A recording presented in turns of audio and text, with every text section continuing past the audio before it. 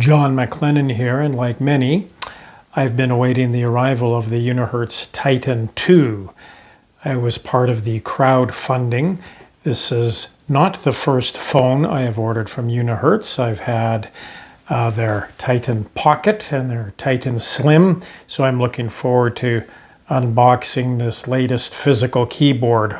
But like many, I'm going down memory lane and reflecting on some of the previous physical keyboard phones that I've used over the years. Back in 2014, here's the one that this Titan 2 might be somewhat modeled after. This was the Blackberry Passport, and arguably it had the best keyboard out of all Blackberry phones. This is the first time I fired up a physical keyboard in a little while. I'm filming this on my Samsung Galaxy S23 Ultra, so of course I've been without a physical keyboard now for some years, but as I fire up these old physical keyboard units, I'm reminded of why I continue to use them, the keyboard, especially on this Blackberry Passport.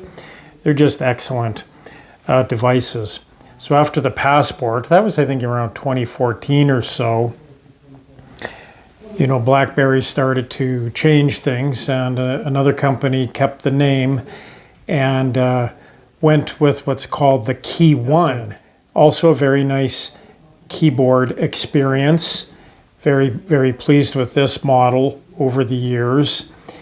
Not quite as good a keyboard as a BlackBerry, but it allowed those of us in the tribe of physical keyboard users to just have something that we could enjoy with super high business quality. I'm a realtor, so lots of texts and emails. So after the Key One, and that company disappeared, I think like many, I accidentally discovered Unihertz.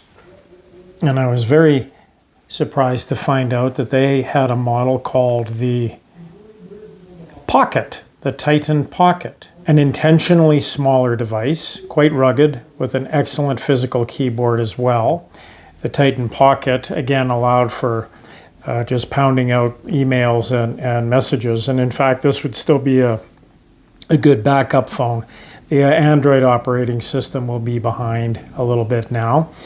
But then, again, Unihertz, true to form, provided another physical keyboard phone, the Titan Slim. So, you know, so the Slim on the left, the BlackBerry Key One on the right, you know, some similarities. The keyboard on the Slim, not quite as good as the BlackBerry Key One, but oh my goodness, and you can kind of see this one got a lot of use. The keyboard on the Key One and a good ratio screen. I got a few good years of use out of this Titan Slim.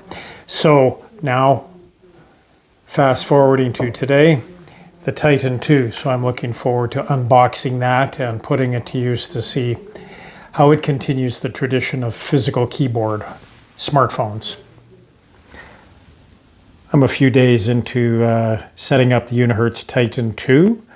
And something I'm very pleased about is being able to continue to use Blackberry Hub. It's a unified inbox, so at a glance I can see the different email or messaging accounts, look at them individually, but I just like having them at a glance.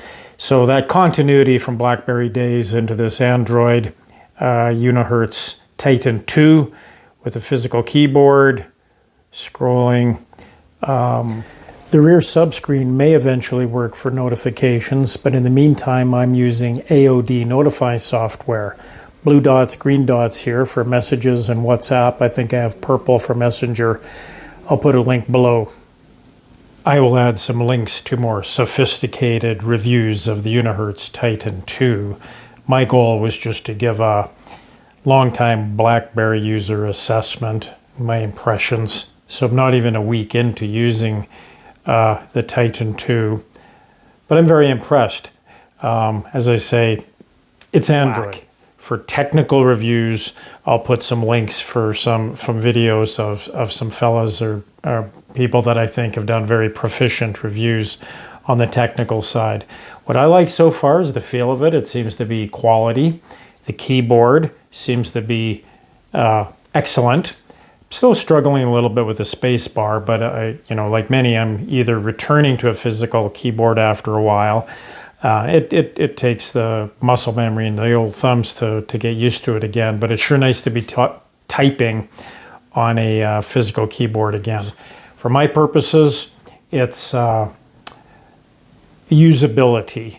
I'm a realtor, so texting, emailing steadily. I'm not a good typist on a glass screen. I'm recording this on my Samsung S23 Ultra. It's a great phone. I love the camera, but I don't like typing on it. I'm just not good at it. I'm average at it. Whereas back on the returning to a physical keyboard, I anticipate speeding up my messaging. The keyboard seems quite good. I'm still getting used to the space bar. I think they could have maybe made it a little bit wider, but the muscle memory will come along, I'm sure. Outside of that, I'm very impressed with the keyboard. The camera, I'm not so worried about. I can use my Galaxy S23 for photos in a pinch. I'm just happy to have LED software notification. I'm happy to have the unified inbox, the Blackberry Hub software. So I'm not trying to totally immerse myself back into BlackBerry. It's not that, but I appreciate how Unihertz has found our tribe. We're a niche bunch of users. We enjoy physical keyboards. It's interesting too how people that don't even know anything about BlackBerry and they're just kind of coming on, you can get a smartphone with a physical keyboard. There's a variety of other options that are gaining some traction, like clicks, keyboards, and some other physical keyboard options. So it's kind of a mini renaissance for those of us that are either returning to or trying to continue using physical keyboards, or for those that a physical keyboard is brand new. So as a smartphone user, in the consumer marketplace, I think it's important to let manufacturers know what you'd like. I reflect back, back when BlackBerries first came out, BBM, BlackBerry Messenger, was amazing. Highly secure messaging software, but users didn't care about that. When the iPhone first came out, people just wanted to play Candy Crush. They weren't worried about secure messaging.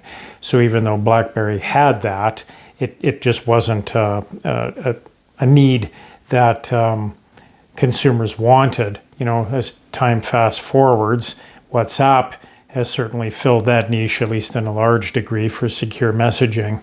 And it's a combination, I think, of users really identifying, well, what do you want? And then manufacturers saying, well, if I want your opinion, I'll give it to you.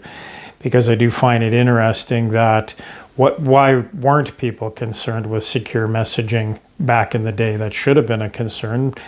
But when a browser came along on the iPhone, that's what consumers wanted. So they were given better browsing.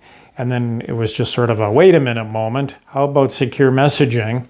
And even though BlackBerry Messenger had provided that, in the here and the now of that time, it was not a priority anymore. For physical keyboard, thank you, Unihertz, for providing that. And as well, just for the nostalgia, the AOD Notify software, customizing the notification, blinking lights. There's something to be said for the nostalgia for those of us that really did enjoy using BlackBerries. But at the same time, in the here and now, I need an up-to-date Android business phone to accomplish daily driver smartphone usages. So thank you again to Unihertz. Well, let's see what this Titan 2 is like. So again, it's another crowd-funded phone from the folks at Unihertz. Titan 2. Again, I think it's going to compare somewhat to the 10 years ago BlackBerry Passport, intentionally or otherwise, I'm not sure. So at this initial review, I just want to get an initial feel literally for the feel of it. Not even taking the wrapper off at the moment, just kind of getting a palm feel. I like it. those of us that are physical keyboard users get pretty good with one thumb, but regardless, no, as the muscle memory comes back, I'm looking forward to getting back to two thumb typing and scrolling and whatnot. But boy, the initial heft, it feels good. Not too large or clunky at all.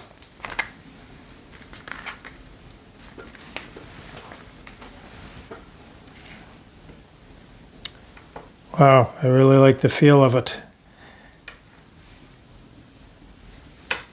Yeah, it's large, but it's as expected. This is without even firing it up. Of course, on the novelty side, there's a rear screen. I was expecting that. So what I'm looking forward to doing is, of course, just seeing how it fires up right out of literally the box. But then I'll be making sure I can have the unified inbox software working, as well as, and I've already seen some comments, people assume that there's a blinking LED. I don't think there is, but on my Samsung, similar to the unified inbox, the Blackberry Hub software, I did find some software which cheats the system up at the top of the screen.